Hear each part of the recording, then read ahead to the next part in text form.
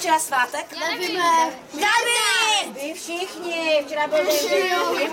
Takže já vám tady s panem trenérem a s rodičema přeju dotačně všechno nejlepší ke svátku dětí. A hlavně měl tady někdo 9 roků, což je náš Davídek a my mu teďka hromádně jako jeden tým zaspíváme, jo? Ty kokaje jsou dobrý, ne? Happy birthday, prosím vás, ne? 3, 2, 1, teď.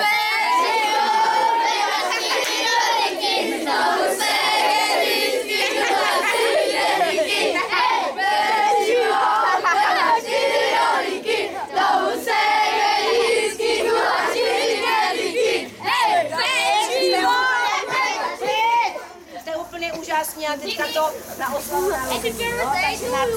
3, 2, 1, teď. Happy birthday to you!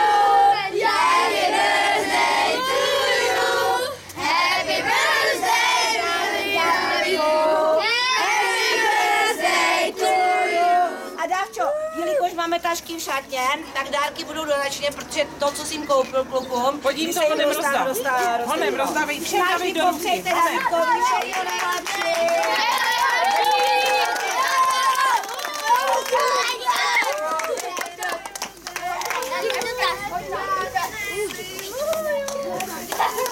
Lepa, má taky pro tebe. Má, všem dávej. To nes, všichni dostanou. No, otoč se, za sebe se otoč. David. Na všechny se dostane, nebude